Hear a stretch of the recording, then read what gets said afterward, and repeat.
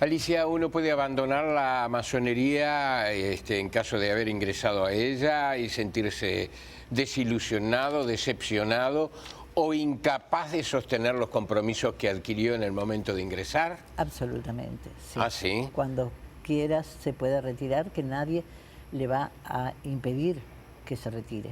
Por supuesto, vamos a tratarlo de convencer de que se pierde una gran oportunidad que la va a dejar por el camino.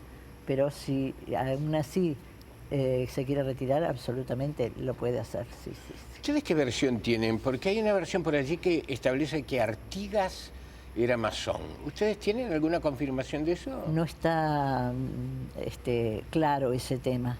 No está comprobado de que Artigas haya sido masón. Yo creo que no. Sí tenía muchísima influencia de los masones en ese momento.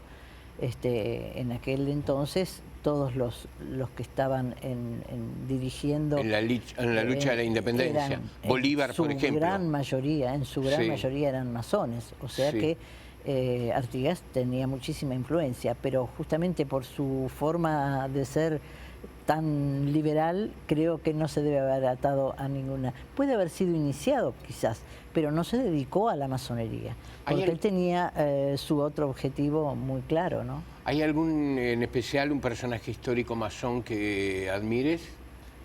El que nos ayudó a fundar la Gran Logia Femenina del Uruguay, porque además de haber hecho eso, era muy sabio y fue mi maestro.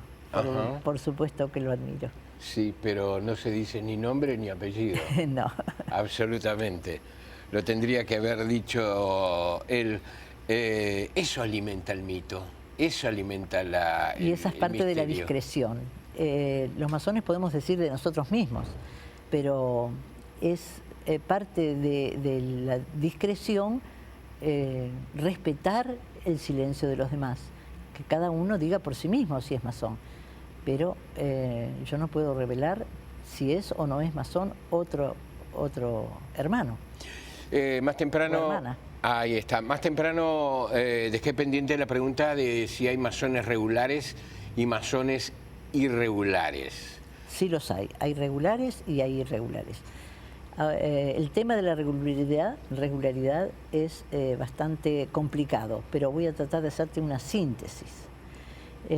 Las logias que estaban por toda Europa se reunieron en determinado momento, en 1717 aproximadamente, en grandes logias. ¿Cómo sucedió eso? La Gran Logia Unida de Inglaterra se creó con 4 logias que se reunieron y a partir de ese momento convinieron en que en cada país las logias deberían responder a una gran logia, una cabeza.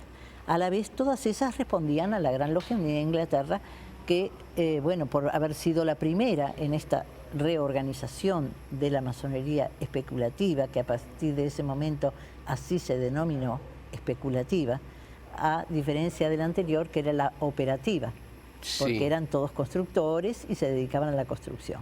Esta otra especulativa empezaron a ingresar personas no solamente del gremio de la construcción, sino que intelectuales, príncipes, reyes, en fin, todo tipo de persona podía ingresar. Entonces dejó de ser operativa para ser la masonería especulativa.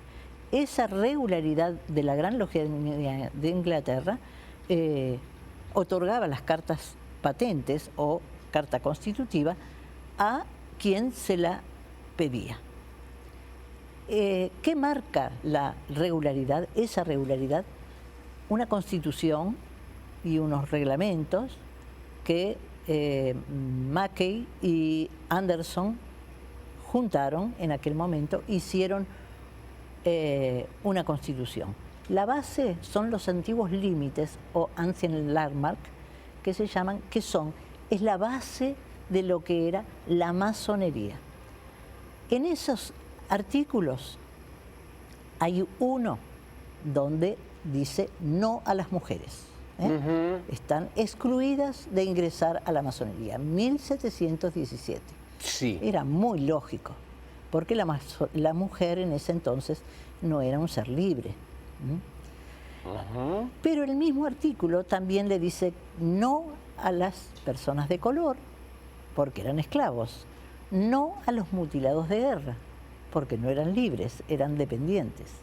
Entonces, ese artículo quedó en desuso. Pero esa Constitución tiene un último artículo que dice que nunca jamás será cambiada esa Constitución. Sí. Entonces, ese artículo, Sí. el que nunca será cambiada, es el que no permite a la Gran Logia Unida de Inglaterra dar regularidad a las mujeres.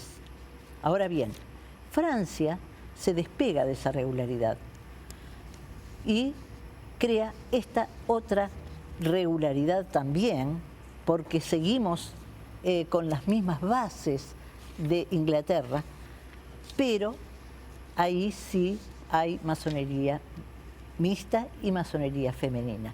Ese núcleo de masonería regular, somos regulares porque nacemos de la misma manera que las logias regulares, o sea que te tiene que auspiciar una gran logia. Sí. ¿Mm?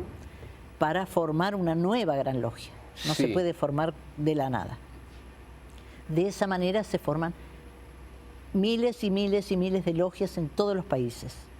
Irregulares para la Gran Logia Unida de Inglaterra, pero regulares ante esta realidad que es una masonería seria y con las mismas bases que la inglesa.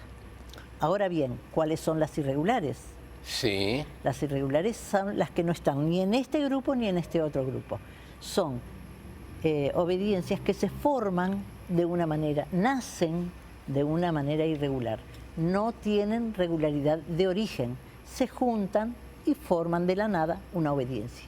¿Esa por qué es irregular? Porque hace que se desvirtúe el trabajo que venimos los masones haciendo siglo tras siglo con esto, que por algo se llama una obediencia, porque tenemos que obedecer las bases para no desvirtuar la masonería original. Está comprendido. Y estas otras que se forman de esa manera han hecho una masonería diferente a tal punto que tiene ciertas cosas que chocan con la masonería tradicional, que es liberal, igual que la llaman estos masones irregulares. Ellos se embanderan en la liberal y con libertad absoluta de conciencia. Eso toda la masonería lo posee. Bien. Porque toda la masonería es liberal, toda la masonería trabajamos con amplitud de conciencia, justamente porque no aceptamos los dogmas, las limitaciones. Sí. Hay cosas que, ¿cómo podría preguntarte esto sin ir más allá de lo que debería? Pero, ¿sientes que tu amor está bien dicho por la masonería? De alguna manera, ¿te has sustraído de otras cosas que también eran valiosas para ti? Nosotros tenemos un eslogan: la familia es lo primero. Es decir, nada puede hacer que le falles a la familia. ¿Un divorciado, una divorciada? No, te quiero decir que el trabajo masónico no puede ser más importante que tu propia familia. Ajá, bien. A eso iba mi respuesta. Bien. Cuando las excusas por falta, la asistencia es obligatoria, pero cuando la excusa es la familia, esa excusa es muy válida. La familia es lo primero. En el caso mío yo me dedico casi por entero. ¿Por qué? Porque tengo 3 hijos. Uno vive en España con un nieto divino, otro vive en Buenos Aires también casado con 2 nietos y mi hija vive acá y no tiene hijos. Entonces yo tengo la libertad de dedicarme casi por entero, mi vida casi por entero a la masonería, pero no es el caso de la mayoría de los masones. Y por supuesto que no distraigo mis obligaciones de abuela. Me imagino. Cuando me requieren, ahí estoy.